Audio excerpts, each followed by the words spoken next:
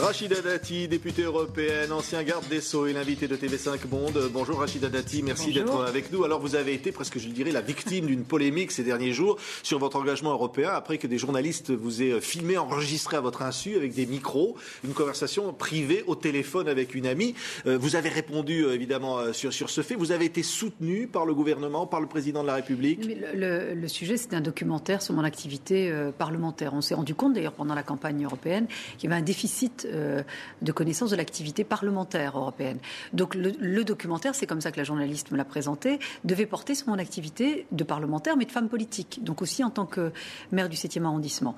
Et comme vous dites filmé à mon insu. Non, je n'étais pas filmée, je n'étais pas à l'image. Ouais. C'est-à-dire que c'est une conversation téléphonique. Le micro, c'est vrai que je l'ai oublié, la scène se termine.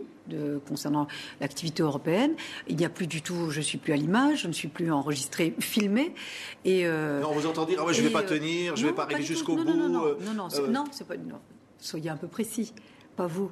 Et la conversation téléphonique est enregistrée à mon insu. C'est une violation de ma vie privée. C'est une conversation téléphonique que j'ai avec une amie qui porte sur mon organisation professionnelle, mais également familiale, lors de la rentrée parlementaire. C'est un documentaire ancien. Hein. Ça date pas, parce qu'on parle de l'élection de Barroso d'ailleurs. Et donc à aucun moment je ne mets en cause ni l'activité européenne ni le Parlement. À aucun moment. Si vous reprenez, il y a juste 3 bribes de phrases qui sont reprises. Alors même que la journaliste m'avait donné sa parole en présence des techniciens qui étaient avec elle, mais aussi de mes collaborateurs, en disant évidemment qu'il n'y a aucun aspect privé qui n'apparaîtra dans ce documentaire, et encore moins sur la communication téléphonique. C'est une forme de harcèlement, Rachida Dati. Vous avez dit on n'aurait pas fait ça à un homme. Non, c'est une violation d'une vie privée, et en plus sur des propos qui vraiment ce ne sont pas des propos de dérapage, c'est pas une dérive, ce ne sont pas des injures, c'est une discussion entre amis, avec ma meilleure amie. Donc je n'ai pas compris la polémique qui peut exister là-dessus. Il y a Daniel Cohn-Bendit qui a dit, voilà, ça prouve qu'elle s'ennuie. C'est l'exploitation politique qui en est faite qui me choque. Et notamment de la part de Daniel Cohn-Bendit, qui, dans sa vie, moi j'étais à peine née, son seul fait d'arme, il s'est auto-sacralisé parce qu'il est monté sur une barricade pour provoquer des policiers. Voilà, c'est son seul fait d'arme. Moi, je veux vous dire, je me suis battue toute ma vie. J'ai des actions militantes concrètes. Lutte contre la toxicomanie des mineurs et des adolescents. Prévention du suicide chez les mineurs et les adolescents. Lutte contre les violences faites aux femmes. Avec des dispositifs concrets, des actions concrètes, encore récemment, puisque j'ai permis de financer des activités, et notamment des maisons d'adolescents et des adolescents en difficulté. Voilà ce qu'est ma vie. C'est non seulement du militantisme, mais aussi des actions concrètes. Que M. Cohn-Bendit puisse faire un rapport et qu'on puisse confronter ce qu'il a fait dans sa vie et ce que j'ai fait dans la mienne, et je suis beaucoup plus jeune que lui, parce que je vous dis, j'étais à peine née qu'il était sur une barricade. C'est très facile, c'est son seul fait d'arme. Pour le reste, M. Cohn-Bendit ne doit pas être au fait de la difficulté de l'organisation pour les femmes, et en particulier les femmes politiques, de leur vie, pour concilier vie professionnelle et vie familiale. Peut-être qu'il devrait s'y intéresser, c'est un sujet européen majeur. Puis d'autre part, M. Cohn-Bendit, il dit il offre des fleurs, il a offert des fleurs à M. Barroso qu'il déteste, et il vient me voir, moi, très gentiment dans les coulisses. Il a refusé un débat très récemment avec moi pour débattre de l'Europe, des enjeux européens, mais également du fonctionnement des institutions européennes. Ça intéresse les Français, ça intéresse les citoyens européens. Tout ce qui l'intéresse, c'est de faire de la polémique, puis de faire un petit peu de se faire mousser. Alors M.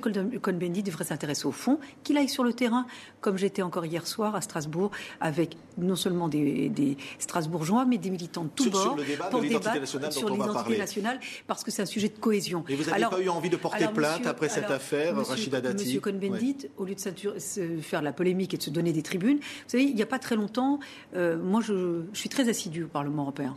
Je n'ai raté aucune session plénière et encore moins les réunions de commission. J'ai pris la parole s'agissant des enjeux de la supervision financière pour limiter justement les dégâts collatéraux liés à la crise financière, sur la préparation du sommet de Copenhague, sur l'emploi. Parce qu'on sait que la crise financière, même si on dit qu'elle commence à être terminée, il y a des dégâts énormes sur l'emploi, et notamment avec la montée du chômage.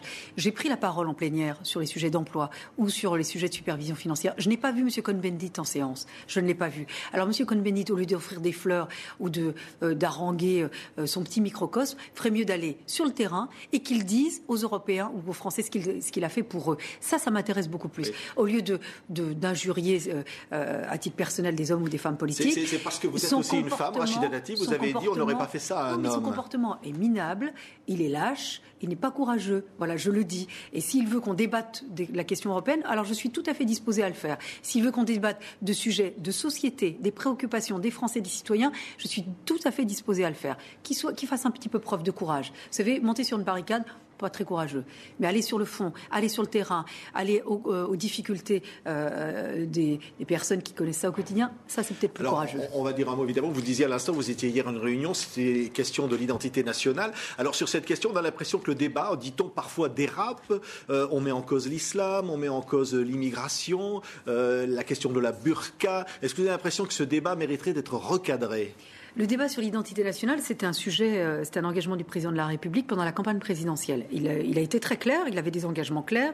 Il a dit d'abord, je procéderai à la maîtrise des flux migratoires, qui est devenu un sujet européen, parce qu'aujourd'hui, il y a un pacte pour l'immigration, l'asile et l'immigration, sujet européen et français majeur.